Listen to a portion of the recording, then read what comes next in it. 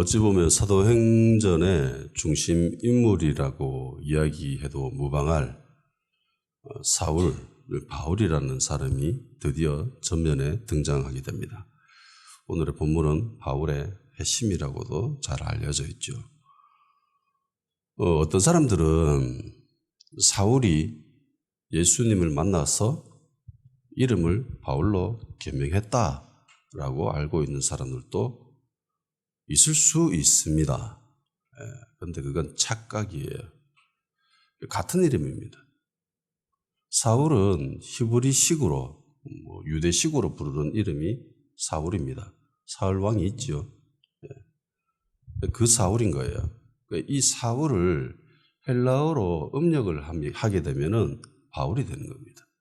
마치 우리가 예수님을 우리는 예수라고 부르고 미국 애들은 예수님을 지저스로 부르죠. 그러니까 J가 이응 발음으로 해야 되는데 걔네들은 J 발음은 지읒 발음 그대로 하는 거예요. 그래서 똑같은 예수님인데 우리는 예수라고 부르고 걔네들은 지저스라고 하고 그렇듯이 같은 이름인 거예요. 그러니까 성경에 보면 사울로 불려지던 이 사울이 바울이 나중에는 바울이라는 이름만 등장하게 되죠. 그런 걸 보면은 아마 이 사울의 사역과 방향성이 완전히 결정 나버렸을 때에 바울이라고 이야기하지 않았나. 사람들이 예전에는 사울이라고 불러주던 사람들이 많았었는데 이제는 사울이라가 아니라 바울이라고 부르는 사람들이 훨씬 더 많아졌다. 그러니까 그 사역이 이방인의 사역으로 완전히 전환됐다는 것을 말해주는 것이겠죠. 지난 시간에도 소개했다시피 사울은 스데반 집사가 순교당할 때 중심 역할을 한 인물입니다. 유대인들이 스데반 집사를 돌려쳐 죽였죠. 딱히 나쁜 행동이나 말은 하지 않았습니다. 그들이 돌려쳐 죽인 이유는 딱 하나죠. 신성모독. 그래서 쳐 죽였습니다. 당시 대부분의 유대인들은 겉옷을 두르고 있었습니다. 근데 겉옷이 거의 이불 역할을 할 정도의 그런 두께와 그런 크기거든요. 그래서 이게 몸을 움직이는 데는 굉장히 불편합니다.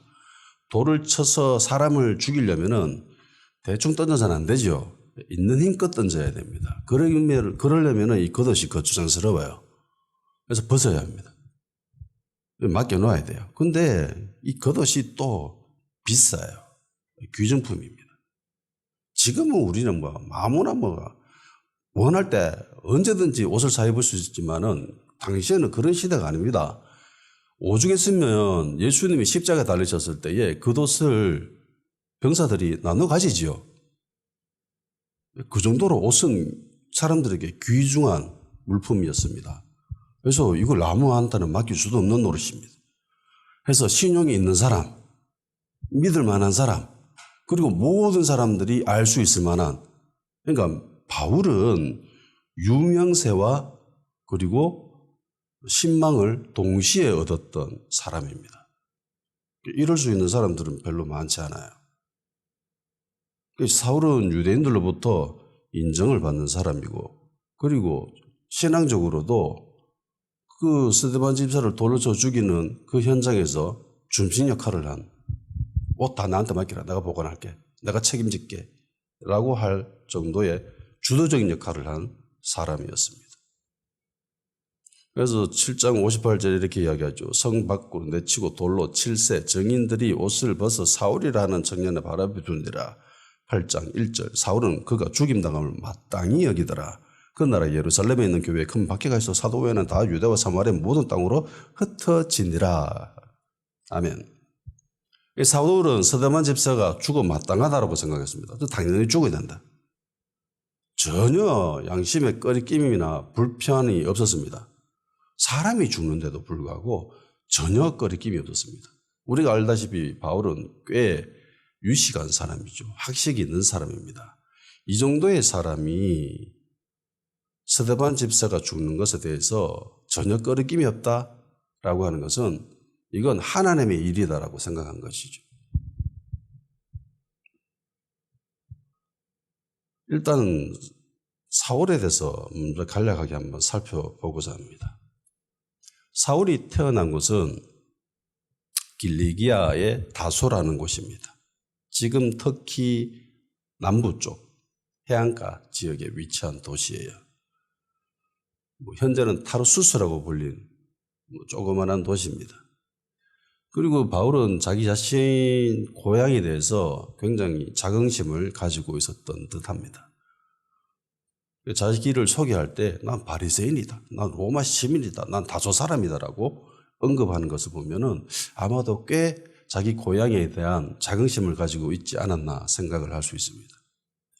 다소라고 하는 도시는요, 선사시대부터 존재했던 그런 곳입니다. 기원전 4000년 전. 그게 우리나라 역사보다 더 오래된 거예요. 거의 6000년 이상 된 그런 도시예요. 고도죠, 고도. 이 다소는 교육 도시로도 굉장히 유명했습니다.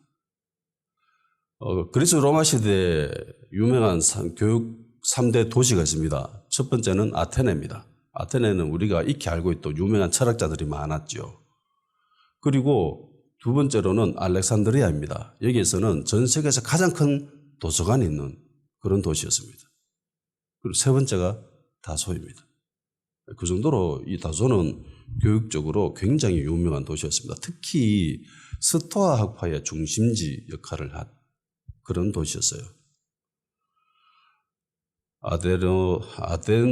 아데노도로스라는 사람이 활동했는데 이 사람이 그리스 로마 황제 아우구스투스의 스승이었습니다.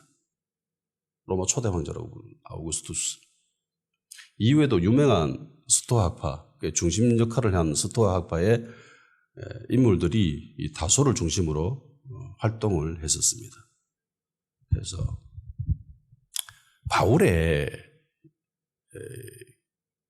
서신서들을 쭉 살펴보면은 스토아학파적인 요소들이 꽤 많이 있다라고 이야기를 합니다. 그래서 신학교에 가면은 바울 신학을 공부를 하게 되는데 바울 신학을 공부한 어떤 이들 중에서는 바울을 향해서 신스토아학파다라고도 이야기할 정도로 그 색깔이 진하다라고 사람들이 생각을 합니다. 아마도 자신도 모르게 고향에서부터 배웠던 그런 헬라적인 철학, 학문 이런 것들로부터 영향을 받지 않았나 사람들이 생각을 하는 거죠. 그렇지만 바울이 신스토아학파인 것만은 아닙니다. 그런 경향성이 다소 보이기는 하지만은 바울은 철저히 성경적인 원칙 아래 그의 신학이 세워진 것일 뿐인 거죠. 그게 우연찮게 스토아학파도 결이 맞았다는 것 뿐인 거고. 어쨌든 바울은 다소에서 태어났고 태어날 때부터 로마 시민이었습니다. 그리고 양쪽 부모 모두 다 유대인이었습니다.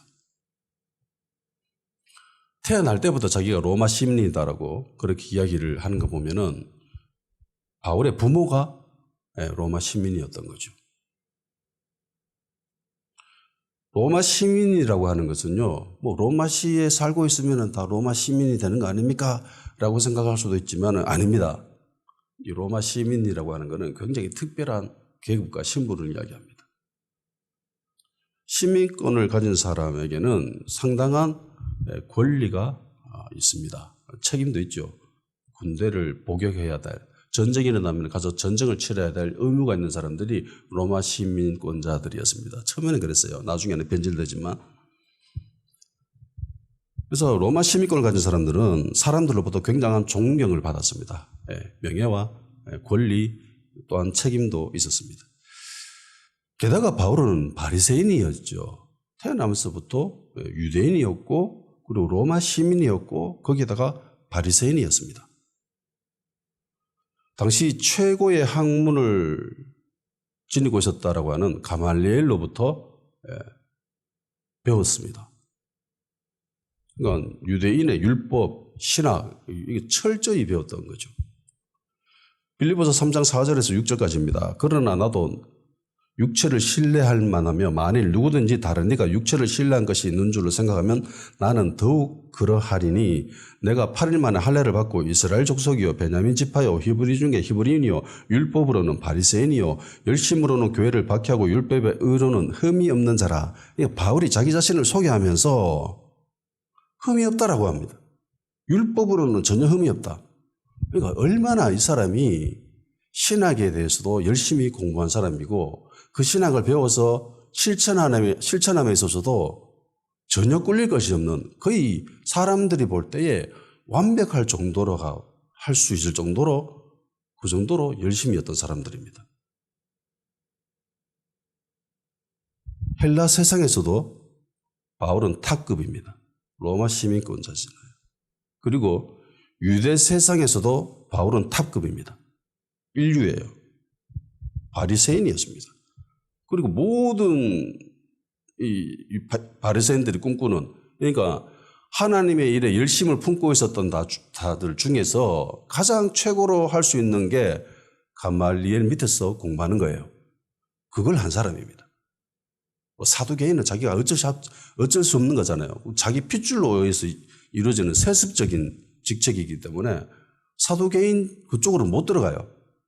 그래서 보통의 유대인들이 할 수 있는 하나님의 일에 대한 가장 큰 열정이 바로 바리새인이 되는 거고 가말리엘 문화생으로서 공부하는 겁니다. 그런데 그걸 한 거예요. 헬라 세상에서도 바울은 인류고요. 그리고 유대 세상에서도 바울은 인류입니다. 양쪽 세계 모두에서 인정받기는 굉장히 힘듭니다. 그런데 이걸 이룩한 사람이 바울입니다. 스데반 집사가 순교당할 때 모든 사람들로부터 인정받고 신뢰받고 또한 유명세도 얻었던 사람이 바울이잖아요. 이걸 탁월하게 해낸 사람이었습니다. 그렇다고 바울이 또 육체적으로 뭐 헌약하고 공부만 해가지고 뭐 비실비실거리고 이런 사람인 것만은 아니었습니다. 대부분 사람들은 학문이 깊으면 육체적으로는 좀 부족하지 않나라고 생각을 하는 경향성이 있습니다. 뭐 소위 박사라고 하는 사람들을 향한 이미지가 그렇잖아요. 박사라고 하는데 뭐 헬스 열심히 해가지고 이렇게 근육질 있는 그런 이미지를 안 떠올리잖아요. 안경 쓰고 뭐 약간 뽀얗고 말라 삐뚤어진 그런 모습을 흔히 생각을 하는데 바울은 그렇지 않았습니다. 바울의 직업이 텐트 메이커입니다. 천막을 만드는 일을 하는 사람이에요. 천막을 만들려면은 힘이 좋아야 돼요. 바울은 지식도 있었지만은 기술도 있었습니다. 유대인들은 자기 자식에게 기술을 하나씩 꼭 가르치잖아요. 바울이 선교지에 가서 자비량으로 그 선교하면서 필요한 재정을 자기 스스로 채웠습니다. 텐트 만드는 일을 하면서. 그러니까 자기 부모의 직업이 아마 텐트 만드는 일이었을 것 같습니다. 천막 만드는 일. 그러니까 바울은 영적으로도 육적으로도 전혀 모자람이 없는 아니 최고의 위치에 있었던 사람이었습니다. 모든 사람들로부터 인정받는 사람이었어요. 이런 바울이 관심을 가지고 있었던 유일한 게 있습니다. 평생에 걸쳐서 나아가고자 하는 한 방향이 있었어요. 그게 하나님을 향한 방향이었어요. 그러니까 헬라 세계에서도 이 사람은 인류지요. 유대 세계에서도 인류였습니다. 그런데 그 모든 것들을 때려치고 가말리엘 문화sek에서 열심히 공부한 거예요. 고향을 떠나가지고 예루살렘에 와가지고. 그리고 스데반 집사가 죽는 거 그 마땅히 여기고, 그리고 오늘 본문 1절에 보면은 여전히 위협과 사기가 등등했다고 하죠. 하나님의 일을 향한 이 열심이 특출났다라는 겁니다. 그래서 특별한 행동까지 하지요. 대제사장이 해가지고 공문을 요청해가지고 담메색에 가가지고 내가 잡아올게요 이러면서 막 앞장서가지고 그렇게 했다는 거예요. 얼마 전에 유튜브를 보면서 그 이경규가 하는 유튜브가 있습니다. 이경규가 부산 동성고 출신이거든요. 동성고 출신 중에 유명한 인물이 또 하나 있습니다. 메가스터디 손주원 회장입니다. 둘이 고등학교 친구래. 같은 반에 있었대요. 2년 동안. 그래서 그 손주원 회장이 이야기하기를 내가 보니까 성공한 사람이 두 부류가 있다. 하나는 고등학교 때 열심히 공부하네. 공부한다고 다 뭐 성공하는 건 아니지만 그래도 열심히 공부한 애가 성공할 확률이 높더라. 그리고 또 하나 성공할 확률이 높은 애가 담장 뛰어넘은 애들. 여자 시간에 공부 안 하고 담장 뛰어넘은 애들. 그런데 담장을 뛰어넘는다고 다 성공하는 건 아니더라. 주도적으로 앞장서서 담장을 뛰어넘은 애. 그런 애들이 성공하더라. 이경규가 그런 인물이다. 뒤따라서 담장을 뛰어넘은 애들은 지금도 남 뒤따라가고 있다. 그런데 주도적으로 했던 애들은 리더로서 세상에서 그렇게 성공적인 삶을 살아가더라. 그렇게 이야기를 하더라고요. 바울은 이 그리스도인들을 잡는데 뒤따라다니는 인물이 아니에요. 자기가 주도적으로 앞장서서 안 해도 되는 건데 이때까지 그 누구도 시도하지 않은 일인데 그걸 주도적으로 해냅니다. 굉장히 참신한 인물이에요. 어떻게 보면. 바울은 신념이 있었습니다. 그래서 가말리엘 밑에 들어가가지고 공부했습니다. 그리고 그 신념으로 스데반 집사 순교당할 때 겉옷을 다 자기가 맡은 거죠. 결국은 자기가 가지고 있었던 이 신념, 하나님을 향한 이 열심이 다메섹으로 가게끔 만든 거죠. 그리고 자기가 계획한 이 일이 자신에게 어떤 일이 닥칠지는 꿈에도 생각 못했습니다. 1도 생각 못했습니다. 바울은 대제사장을 찾아가죠. 그리고 공문서를 하나 적어달라고 요청을 합니다. 공문을 한 개 적어줘. 어떤 공문이냐? 회당에 전해줄 공문입니다. 유대인들이 한 15명 정도 이상 되면은 반드시 회당을 만들죠. 성인 15명, 남자. 그래서 다메섹에 당시 유대인들이 한 5만 명 가량 있었답니다. 그리고 회당도 한 30개 이상 있었대요. 그래서 그 회당에 전해줄 공문을 요청을 합니다. 어떤 공문이냐면은 유대인들, 그리스도 예수를 믿는 사람들은 모두 다 잡아가지고 예루살렘으로 끌고 올 수 있는 그런 공문을 요청합니다. 대제사장은 그걸 만들어줘요. 아마 스데반 집사가 순교당할 때 예루살렘에 대박해가 일어나잖아요. 그래서 사람들이 도망칩니다. 상당수의 사람들이 다메섹으로 도망쳤다는 것을 생각해 볼 수 있습니다. 바울이 예루살렘 주변에 정말 많은 도시들이 있는데 그 모든 도시들을 다 제외하고 첫 번째로 선택한 것이 다메섹입니다. 이유가 뭘까요? 뻔하죠. 그곳에 많으니까, 잡아올 사람들이 많으니까 거기에. 그래서 거기를 간 거예요. 그래서 사람들이, 상당수 많은 사람들이 대박해를 피해서 다메섹, 지금 현재 다마스쿠스죠. 시리아의 수도. 거기를 갔었습니다. 그리고 거기서 도망친 사람들이 숨어 있는 것만이 아니라 전도를 한 거죠. 복음을 전했습니다. 그래서 거기에 예수 믿는 사람들이 많아진 거예요. 그걸 소문을 들었습니다. 저거 잡아와야 된다. 다 잡아가지고 가면 집어넣어야 된다. 그런 생각을 했습니다. 그래서 바울은 다메섹에 있는 예주쟁이들은 모조리 잡아가지고 예루살렘에 끌고 올 계획을 세우고 그걸 요청을 한 거죠. 대제사장에게. 그리고 대제사장은 그걸 허락합니다. 그리고 만들어주죠. 회당에 가지고 가면은 이제 예수쟁이들은 다 잡아서 올 수 있게 된 거예요. 성경을 어느 정도 읽었던 사람들은 바리새인들, 사두개인들과의 관계에 대해서도 그리고 있는 이미지가 있습니다. 성경에는 이 두 계층 간의 다툼이 꽤 등장합니다. 성경을 읽어보면 나와요. 그래서 심지어 두 그룹 간에는 큰 간극이 있어가지고 서로 불신하고 서로 으르렁거리는 관계다라고 생각하는 사람들이 많습니다. 그런데 실상은 아닙니다. 이거는 성경이 보여주고 있는 단편적인 부분들만 보고 판단해서 그렇습니다. 본문에 봐도 이 두 그룹 간의 관계가 그렇지 않다는 걸 알 수 있죠. 대제사장은 사두개인의 최고 지도자죠. 그리고 바울은 사두개인입니다. 그 예수쟁이들을 잡아오는데 바리새인인 대제사장에 가가지고 공문을 좀 적어달라고 부탁합니다. 그리고 그 부탁을 들어주죠. 대제사장을 중심으로 한 사두개인들은 성전에서 제사 드리는 역할을 하는 사람들이죠. 그에 비해서 바리새인들은 성전에서 할 일이 없습니다. 그럼 이들은 어디에서 활동을 하는가? 회당에서 역할을 하죠. 회당을 중심으로 말씀을 가르치는 사람들, 해석하는 사람들이 바로 바리새인들입니다. 성경 교사예요.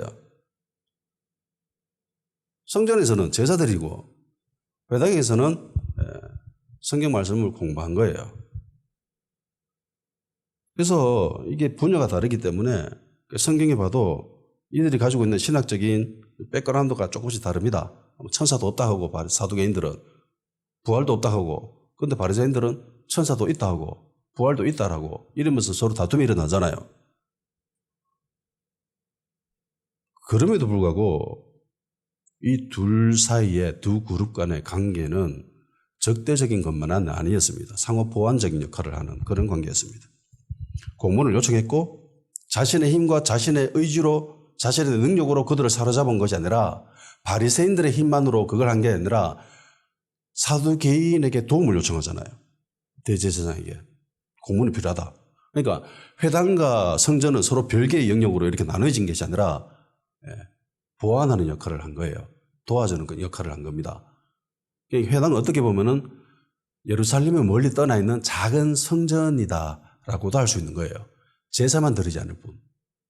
그러니까 성전의 대제사장의 영향력이 멀리 떨어져 있는 이방 나라인 시리아의 다마스쿠스에서도 영향력이 발휘된다는 거죠. 공식적으로. 그래서 질서가 있었고 위계가 있었습니다. 사두개인인 대제사장을 무시하거나 업신적인 것이 아니라 바울은 철저히 대제사장의 권위 아래서 일을 했습니다.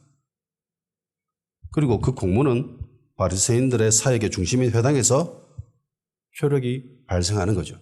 갖다 주면 잡히는 거죠. 바울은 스데반 집사 순교 이후에 전혀 흔들림 없이 전혀 위축되거나 나약되어지는 것이 아니라 일관성을 가지고 그리스도인들을 대하고 있습니다. 9장 1절 사울이 주의 제자들에 대하여 여전히 위협과 살기가 등등하여. 시간이 한참 지났음에도 불구하고 바울은 여전합니다. 바울이 가지고 있었던 적대감은 시간이 흘러도 절대로 식지 않았습니다. 대부분 인간들이 사람들을 향하여서 가지고 있는 악한 감정들, 미운 감정들, 적대감 이런 것들은 좀 시간이 지나면 약화돼요. 완화되는 게 정상입니다. 왜냐하면 인간이 가지고 있는 이런 적대적인 감정들은 대부분 감정에 기반하고 있기 때문에 그렇거든요. 그러니까 감정이 나빠요. 안 좋아요. 그래서 그 사람을 미워하고 싫어하거든요. 근데 감정이라고 하는 거는 시간이 지나면 약화되잖아요. 사랑의 감정이 늘 변함없던가요? 아니죠. 식어요. 죽도록 미워하는 사람이 있다고 칩시다. 시간이 지나면 좀 그나마 그럭저럭 볼만하잖아요. 이 감정의 부산물로 인한 이런 적대감, 적이감은 시간이 흐르면 약화됩니다. 그런데 바울은 다르죠. 네, 달라요. 그러면 바울이 가지고 있었던 이 적대감은 감정의 찌꺼기가 아니라는 겁니다. 그러면 바울이 가지고 있는 이 적이감, 이 살기, 이 위협감은 뭔가? 이거는 바울의 신념에서 비롯된 거예요. 자신이 이제껏 배우고 느끼고 경험했던 그런 총체적인 합의 결과로 그들을 미워하고 싫어하고 적이감을 가지고 죽이려고 한 것이었습니다. 이걸 다른 말로 종교적 확신 또는 사명이라고도 부를 수 있는 그런 지적인 영역의 사물이었습니다. 그러니까 사고로 통해서 일어난 결과물이기 때문에 사고는 생각이 바뀌지 않으면 안 변해요. 계속 미워할 수밖에 없는 거예요.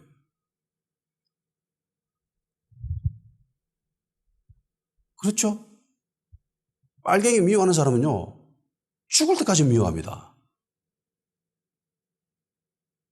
시간이 지르면 미워하는 감정이 좀 사라져야 되는데 이념으로 통한 파생된 결과값은요, 시간이 지나도 안 바뀌어요.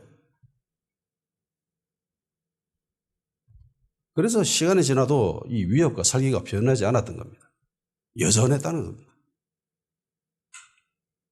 바울은 자신이 한 이 일이 하나님의 일이라고 생각했습니다. 하나님의 일. 어떤 거? 이단을 잡아서 없애는 것.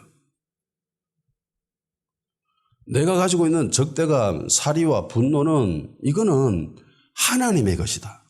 하나님으로부터 온 것이다. 하나님의 마음이다. 라고 생각한 거예요. 이건 그의 친밀함을 봐도 알 수 있습니다. 어떤 사람들을 사로잡아 오느냐? 중요 인물, 리더급의 인물들만 잡아서 끌고 오는 것이 아니죠. 예수 믿는 사람이라면 모조리 잡아서 감옥에 집어넣을 생각이었습니다. 2절 다메섹 여러 회당에 가져갈 공문을 정하는 이는 만일 그 도를 따르는 사람을 만나면 남녀를 막론하고 결박하여 예루살렘으로 잡아오려 합니다. 예수 믿기만 하면 다 잡아오는 거예요. 이전에는 핵심 인물 몇몇 명만 손댔습니다.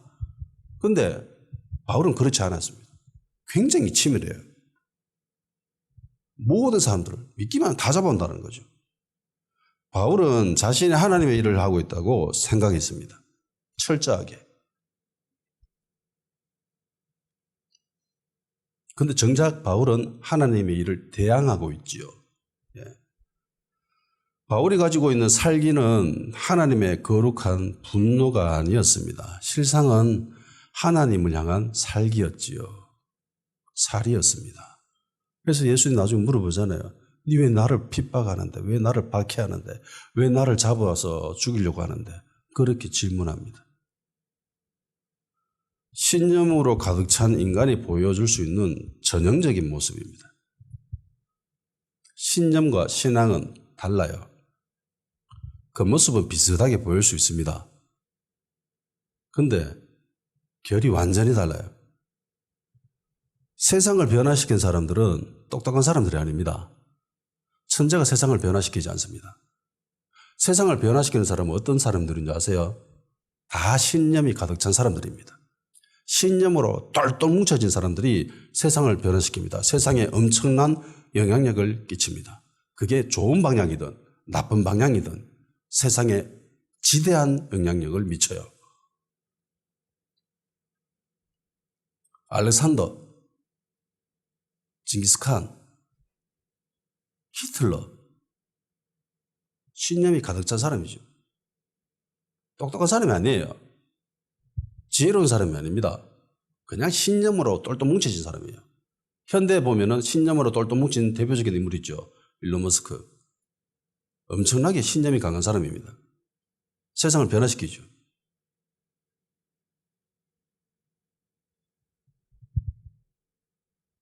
그와 동시에 유명한 말이 있습니다. 이경규가 한 말이에요.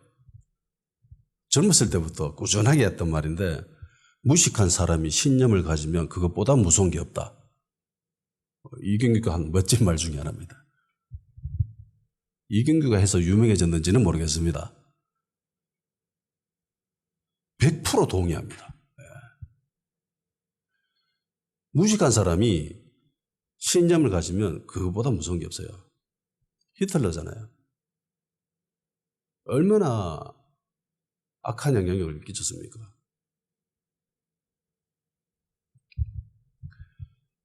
편향적이고 단편적인 지식과 정보를 근거로 해서 이걸 주관적으로 판단을 하고 그것을 바탕으로 해서 행동으로 옮기는 것. 이렇게 일어났을 때 나타나는 정말 비극적인 일들이 정말 많습니다. 얼마 전에 종교 지도자, 정치 지도자가 칼로 습격당했지요. 왜 그렇게 됐는가? 대한민국 좌와 우가 치열하게 싸우고 있습니다. 서로를 향해서 악마화시키지요. 그리고 살기를 드러냅니다. 말로 서로 죽이고요. 심지어 행동으로 옮기잖아요. 그들이 내세우고 있는 논리와 논거들을 보면은 정말 허술하기 짝이 없습니다. 그런데 거기에다가 다 넘어가요. 어설프고 흐리멍텅하고 단편적인 지식을 가지고 진리라고 우기고 있습니다. 자신의 신념을 포기하는 것은 자기 목숨을 포기하는 것과 같습니다. 이건 모든 사람들이 똑같아요. 예수 믿는 사람 중에 골수 우파가 있다고 칩시다. 골수 좌파가 있다고 칩시다. 그 사람들에 가서 예수님이 당장 네 가지고 있는 그 우파 버리고 좌파로 가란다 라고 하면 그 사람들이 어떤 반응을 보일까요? 죽이려고 달려듭니다. 절대로 포기 안 해요. 그 사람들은. 너무나 힘들고 아프기 때문에 그래요.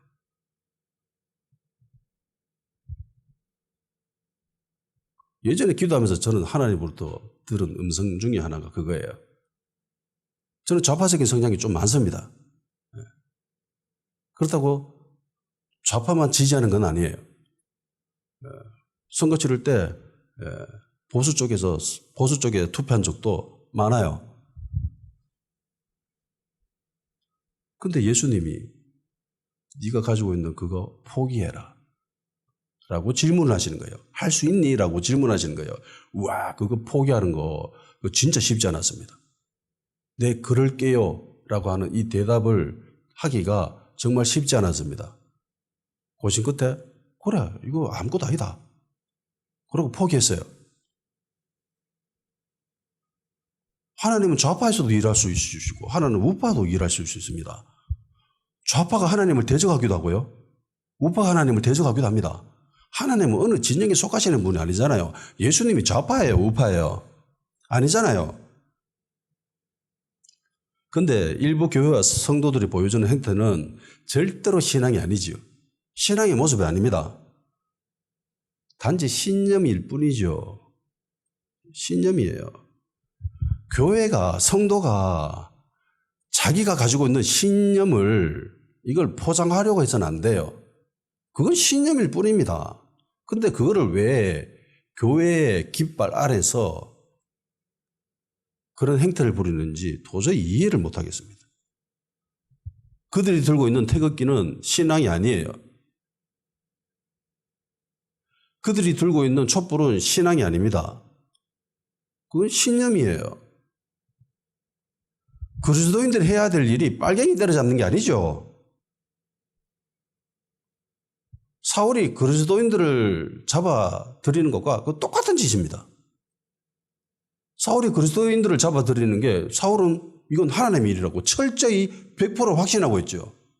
제일 앞장서가 하지 말아도 될 걸 그걸 기어코 억지로 찾아내가지고 그걸 주도적으로 해냅니다. 왜? 하나님의 일이라고 생각하기 때문에.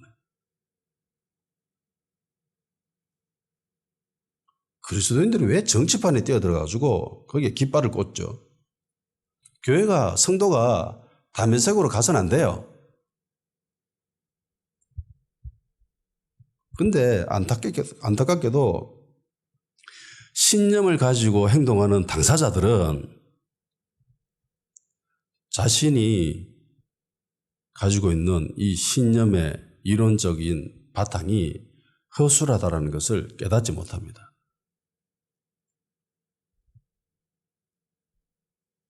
바울이 그랬죠. 바울은 다메섹으로 가는 길이 하나님의 길, 신앙의 길이라고 생각했지만 실상은 세상의 길이었고요. 신념의 길이었고 하나님을 대항하는 길이었습니다.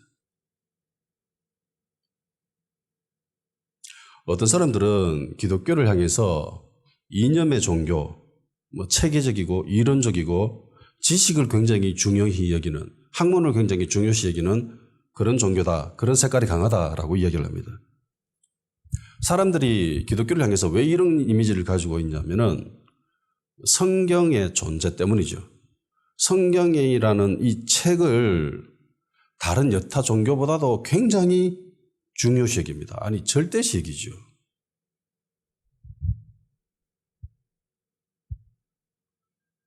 예수님을 믿는다면 성경을 읽어보지 않았거나 성경을 모른다는 것은 있을 수 없는 일입니다. 난 예수님을 믿는데 성경은 한 번도 안 읽었어. 나 예수님 사랑하는데 성경책은 한 번도 안 읽어서 라고 하는 것은 그건 있을 수 없죠. 불가능한 일입니다. 기독교에서 성경이 가지고 있는 이미지는 절대적이에요.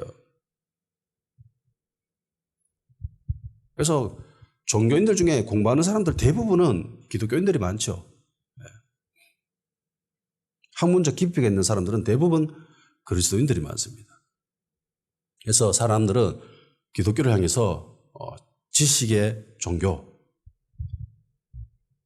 많이 생각을 합니다. 맞는 말이죠.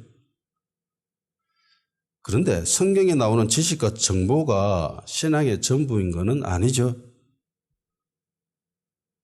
그리스도인들에게 신앙이 좋다는 말은 성경에 대한 지식과 이해도 뛰어나다는 말과 유사하지만 그게 전부인 것은 아닙니다. 엄밀히 이야기하면 기독교라는 종교는요, 이념의 종교가 아니라 체험의 종교입니다. 이념적으로 바울보다 탁월한 인간이 누가 있어요? 그런데 바울이 어떻게 했습니까? 대항하죠. 하나님의 길을 가고 있다고 착각하고 있죠. 신앙과 신념을 구분 못하고 있습니다.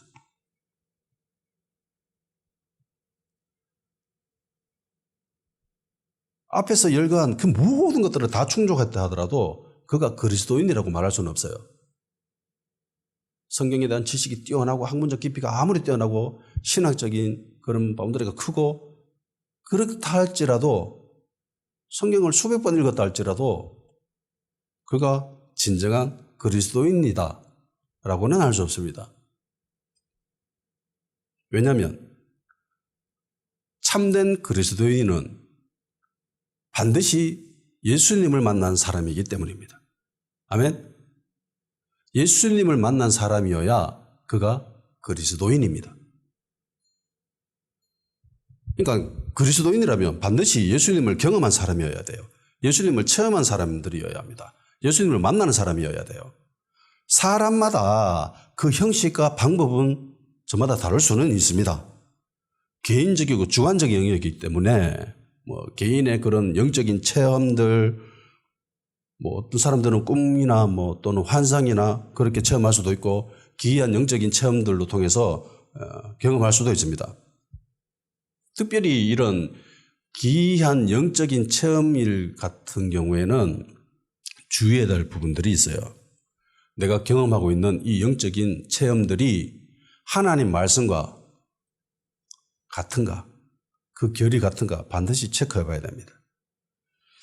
만일 성경에 나오는 것과 전혀 다른 영적인 체험과 경험을 하고 있다면 그가 경험하고 있는 그 짜릿하고 환상적인 그런 경험들은 받아들여서는 안 됩니다.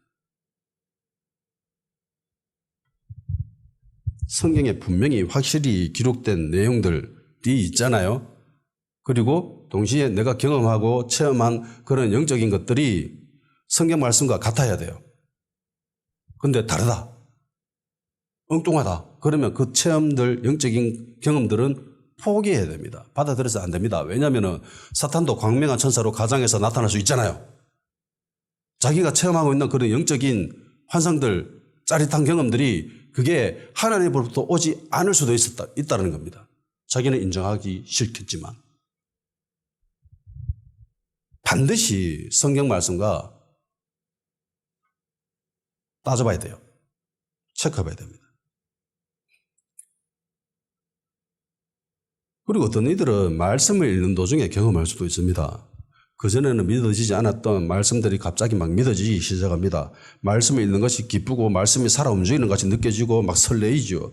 어떤 사람들은 성경 읽는데 갑자기 눈물이 흘러서 멈추지 않을 때도 있어요. 그리고 말씀 속에서 갑자기 하나님의 마음이 느껴지기도 하고요. 그리고 주님의 심정이 느껴지기도 합니다. 말씀이 막 살아 역사하는 듯한 그런 느낌을 받아요. 가장 안전하고 확실한 방법입니다. 단순히 지적인 영역에서 인정하는 것이 아니에요. 그래, 말씀이 맞지. 그래, 이게 맞아. 라고 하는 그런 인정하는 것이 아니라 나란 존재의 모든 영역에서 하나님의 말씀을 인정하고 받아들이고 사랑하고 수용하게 되는 것. 그런 것들이 주님과의 만남이 일어나기 때문에 벌어지는 거죠. 어쨌든 주님과의 만남은 지극히 개인적이고 주관적이고 감정적입니다. 동시에 주님과의 만남은 성경적이고요, 객관적이고요, 진리에 기반을 하고 있습니다.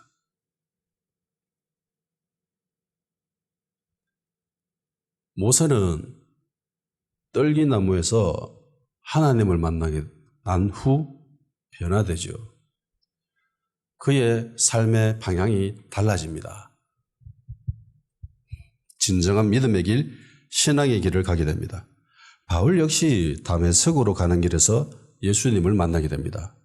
그리고 그의 삶은 달라져요. 그 역시 믿음의 길, 신앙의 길을 가게 됩니다. 주님을 만나기 전에 바울이라는 사람은 세상적인 관점에서 봤을 때 흠이 없는 완벽에 가까운 인물이었습니다. 세상적으로도 종교적으로도 거의 완벽하죠. 인류의 사람입니다. 근데 그게요, 주님 못 만나면 아무짝에도 쓸모가 없어요. 주님 못 만나면 아무짝에 쓸모가 없습니다. 심지어 사울은 자신이 하나님의 길을 가고 있다고 생각했죠. 하나님의 일을 하고 있다고 생각했습니다. 근데 하나님의 일을 대적하고 있었죠. 이걸 해결할 수 있는 유일한 방법이 있습니다. 그게 주님과의 만남이죠. 바울이 주님을 여기서 만나지 못했다면 바울은 자기가 가지고 있는 그 정말 뛰어난 백그라운드가 아무짝에도 쓸모가 없는 거예요. 너희가 나를 떠나서는 아무런 열매도 맺지 못한다라는 주님의 말씀이 맞아요. 바울이 하나님을 위한 열심을 한번 보십시오. 얼마나 대단합니까? 굳이 안 해도 되는 일을 자기가 만들어서 하잖아요. 계획해가. 로마 시민권자고 바리새인이고 거기다가 최고 학문인 가말리엘 밑에서 공부한 그런 참 대단한 사람입니다. 그런데 주님을 만나지 못하면 아무짝에도 쓸모가 없습니다. 주님을 만난다고 바울이 가지고 있었던 그런 성경적인 지식과 신학적인 정보들이 급격하게 늘어난다거나 변화되는 건 아니에요. 바울이 배웠던 그런 학문적인 지식과 정보나 그런 깊이는 똑같았습니다. 단지 방향만 틀어진 거죠. 자신의 길에서 하나님의 길로, 예수님의 길로 방향이 틀어진 거예요. 그리고 하나님은 바울이 가지고 있었던 이런 신학적인 지식, 깊이 이런 것들을 그대로 활용을 해서 신학, 성경의 상당 부분을 바울이 배웠던 그것들로 채워지기 시작합니다. 예수님을 만나기 이전 바울은 그대로 방향만 싹 틀어진 거예요. 주님을 만남으로 인해서 바울은 자기 안에 있는 모든 세포들이 일제히 예수님이라는 방향으로 틀기 시작했습니다. 그래서 바울은 신념의 길에서 신앙의 길로 접어들게 됩니다. 바른 길이죠. 옳은 길입니다. 진리의 길입니다. 교회 안에서 예수님을 만나지 못한 사람들, 그러니까 흉내내는 사람들이 있죠. 이미테이션 하는 사람들이 있습니다. 거기에 속아서 그런 사람들을 일꾼으로 세웁니다. 그 사람들은 주님의 길로 안 가요. 갈 수가 없습니다. 그런데 자기 스스로는 하나님의 길을 가고 있다고 생각하죠. 바울처럼. 주님을 만나지 못했는데 어떻게 주님의 길을 갈 수 있겠습니까? 주님을 알지 못하는데 어떻게 주님의 음성을 듣겠어요? 내 양은 내 음성을 안다. 그래서 내가 부르면 내 따라온다. 라고 말씀하셨잖아요. 근데 주님을 만나지 못했는데 주님의 목소리도 알지 못하는데 어떻게 주님의 길을 가겠습니까? 자기 길을 가죠. 신념의 길을 가죠. 교회 안에 보이는 그런 일들이 그게 다 신념의 길인 거기 때문에요. 신앙의 길이 아닌 거예요. 주님 못 만나기 때문에 그렇습니다. 착각하고 있는 거죠. 바울처럼. 여전히 태극기 들고 나가는 겁니다. 여전히 촛불 들고 나가는 거예요. 우리는 십자가를 들어야 됩니다. 아멘? 예. 피 묻은 주님의 보혈을 들어야 돼요. 왜 거기에다가 태극기 들고 거기에다가 촛불을 들어요? 그걸 개인적인 신념 안에서 할 수는 있어요. 그리스도인이 신념을 펼치지 말라는 소리는 아닙니다. 단 그것을 교회 안에 끌고 들어와서 모든 성도들이 모든 교회가 해야 될 것이라고 신앙이라고 포장해서는 안 된다는 겁니다. 그리스도인은 자기 신념을 위해서 충분히 살 수는 있잖아요. 예. 진리 기반 하에. 그건 개인의 영역이에요. 교회의 영역이 아닙니다. 끌고 들어와서는 안 돼요. 주님과의 만남은 예정 없이 누구에게나 찾아올 수는 있습니다. 신념에 사로잡힌 사람들이 안타까운 게 그거예요. 그냥 원수인 거예요. 마귀 새끼들이야. 우리 진영에 있지 않는 다른 진영에 있는 사람들은 다 마귀 새끼고 악마 새끼들이야. 걔네들은 회심의 기회도 없어. 그런 생각하고 있습니다. 아니죠. 그리스도인들하면 그렇게 해서는 안 되잖아요. 김일성도 회심할 수 있습니다. 그렇게 생각해야 돼요. 지금 김정은도 회심할 수 있다라고. 그렇게 생각해야죠. 그게 그리스도인이죠. 히틀러도 회심할 수 있다. 예수님 믿을 수 있다. 그렇게 힘을 가지고 기도할 수 있는 게 그게 참된 그리스도인의 모습 아닙니까? 삶이 다하지 않았다면 얼마든지 그렇게 생각하고 그렇게 기도해줘야 그게 그리스도인이죠. 그리스도인 입장에서 가장 원수 같은 사람이 누구이겠습니까? 바울이잖아요. 사울이잖아요. 그나마 대제사장과 사두개인이나 다른 사람들은 그냥 중요 인물 몇 명만 요래 잡아갔어요. 그런데 바울 안 보세요. 뭐합니까 지금?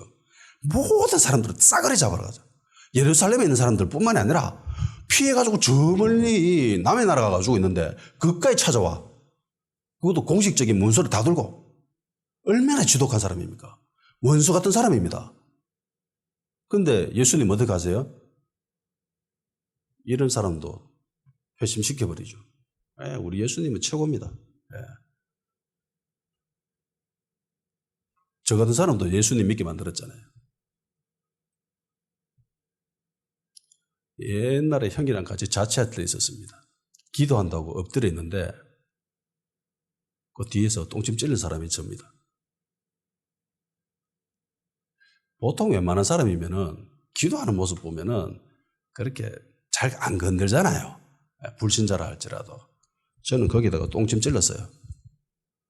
예수 믿는 거 꼬라지도 보기 싫고 기도하는 꼬라지도 보기 싫고 찬송가 그건 진짜 악마의 소리라고 생각했습니다. 제 스스로 판단하기에.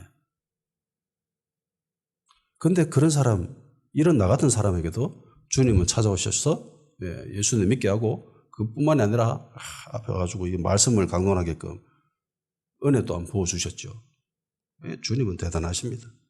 어떤 악인이라 할지라도 주님은 찾아오셔서 그 사람을 만나서 변화시킬 수 있는 힘과 능력이 있는 그런 분이십니다. 능치 못한 일이 없었어요. 주님을 만나자마자 바울은 변하죠.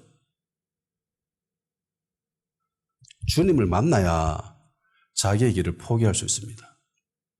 주님 못 만나면요, 끝까지 자기 길을 가려고 합니다. 그걸 철저히 신앙이라고 포장을 해요. 하나님의 일이라고 포장합니다. 철저히 그렇게 믿고 있어요. 그렇게 착각하는 것이라고 우리는 생각하지만 자기 스스로는 절대적으로 이것이 맞다라고 생각합니다. 위선이 아니라고 생각해요. 그게 문제인 거죠. 이게 정말 안타까운 일이죠. 예수님을 만나시길 주님의 이름으로 축원합니다. 그래야 소망이 있습니다. 다 같이 기도하는 시간 가집시다. 신념의 길이 아닌 신앙의 길을 가게 할 수 있게 도와주시옵소서. 그러기 위해서 주님을 만날 수 있게 하여 주시옵소서. 주님을 만난 사람이라면 주님을 더 가까이 체험할 수 있는 그런 복을 받아가야